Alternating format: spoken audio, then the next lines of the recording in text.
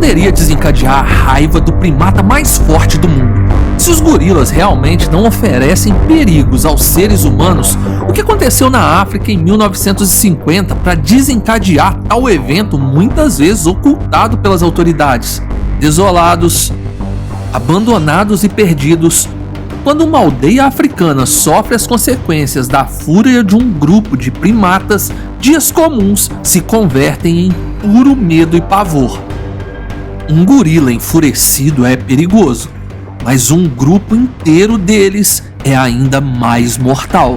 Hoje, no Ordinário Selvagem, você irá conhecer a história documentada do Grupo Kin, uma família de gorilas que atacou por anos uma aldeia africana. Para escapar do julgamento desses animais, a aldeia criou uma tática de sobrevivência que permanece até os dias de hoje.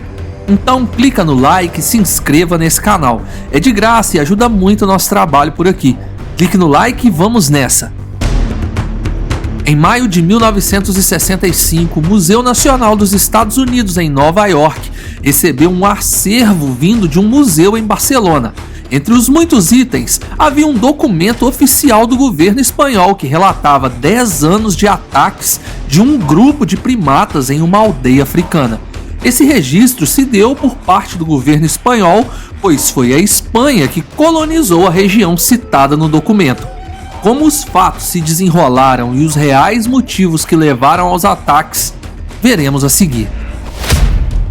1950, região do Rio Muni, atualmente Guiné Equatorial, África. Em 1950, Guiné Equatorial era denominada de Guiné Espanhola, e o fluxo de pessoas entre as regiões era grande se levarmos em consideração as limitações da época. Não havia regulamentação para a caça e ela ocorria livremente na região. Homens espanhóis e ingleses, caçadores experientes ou novatos, eram comuns de serem vistos nas proximidades. Eles ganhavam a vida vendendo peles de animais ou capturando exemplares filhotes para coleções de pessoas poderosas da época. Muitas aldeias viviam ao decorrer do rio Muni. Uma delas era a aldeia de Kin. Um grupo de gorilas que existia mais acima no terreno recebeu o mesmo nome, de Grupo Kin. Um caçador espanhol foi recebido pela aldeia de Kin e permaneceu alguns dias até conseguir o que foi buscar. O homem estava sendo pago para conseguir um gorila filhote e levá-lo com vida diretamente para uma coleção de um importante nobre espanhol. No segundo dia de buscas por sua encomenda, o caçador encontrou o grupo de gorilas Kin. Eles eram liderados por um gorila macho dominante e estavam repletos de filhotes. Como o modo de transportar o exemplar era arcaico e o animal poderia falecer no trajeto, ao ver a abundância de filhotes, o caçador resolveu pegar não um, mas 2 deles. Afinal, se um não resistisse, ele teria o outro. A tarefa não seria fácil, afinal os gorilas adultos somavam 11 e se quisessem poderiam massacrar a ele e seus ajudantes.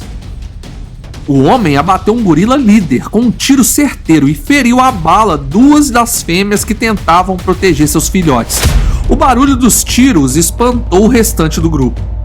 O caçador conseguiu enjaular 2 filhotes com o auxílio de seus ajudantes. Então aquele caçador contou tudo o que tinha acontecido para os moradores da aldeia Kin, se vangloriando de sua esperteza. Ele teve êxito em sua tarefa e partiu, porém deixou para trás um rastro de revolta que iria explodir contra os humanos mais próximos, no caso, a aldeia de Kin. As gorilas fêmeas feridas naquele dia se recuperaram. Um outro macho assumiu a hierarquia daquela tropa de gorilas e os aldeões pensaram que tudo continuaria como de costume. Quando era necessário os humanos da aldeia irem até o território dos gorilas colher frutas e materiais para suas cabanas, os gorilas se afastavam e a convivência até ali era pacífica. Mas o trauma vivido naquela caçada e o rapto abrupto de 2 filhotes mudariam por completo o sistema de vida local. Uma das fêmeas de gorila começou a ser vista sozinha, longe do seu grupo. Ela se isolou e parecia estar sempre procurando os filhotes levados. A gorila apresentava um comportamento diferente, mais agressivo, pois agora ela não evitava os humanos, mas parecia ter raiva deles.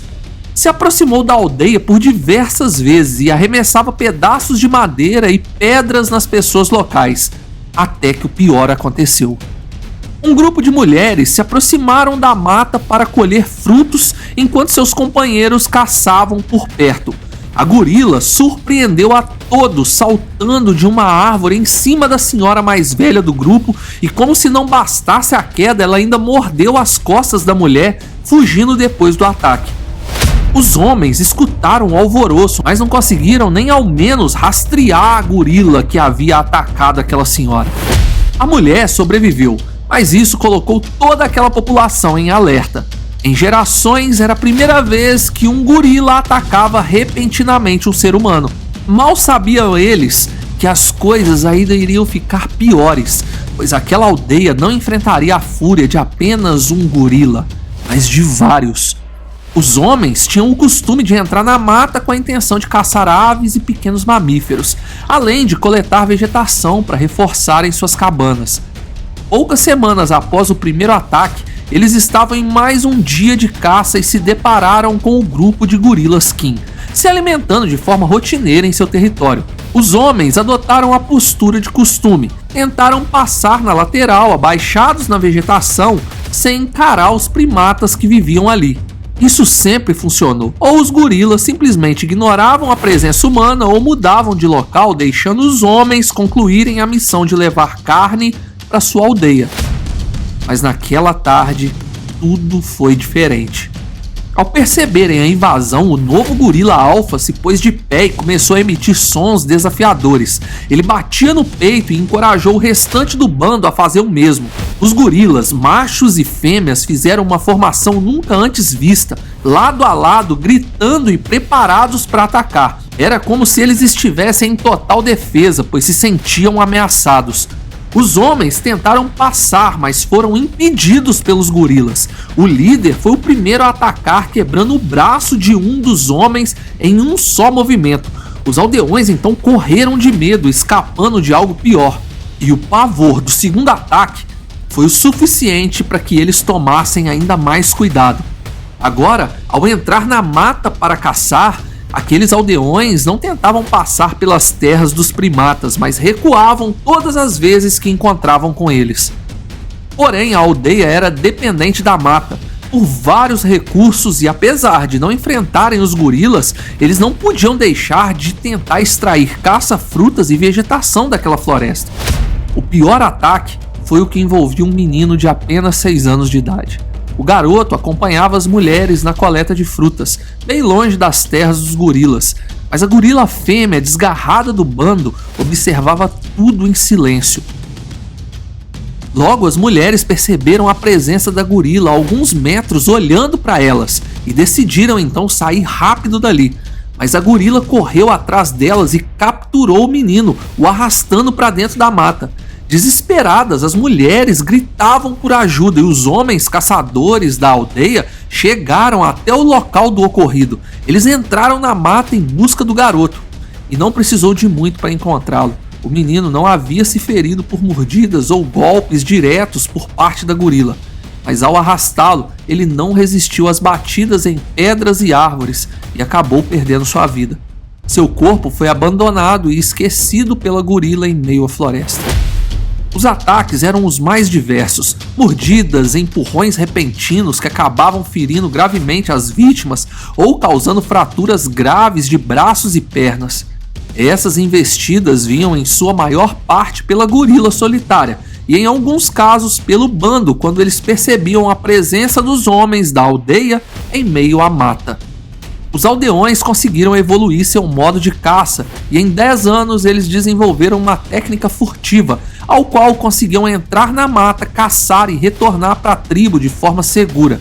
Os caçadores, que antes eram abundantes ali, agora evitavam o lugar, pois todos que entravam naquela floresta não retornavam para contar a história.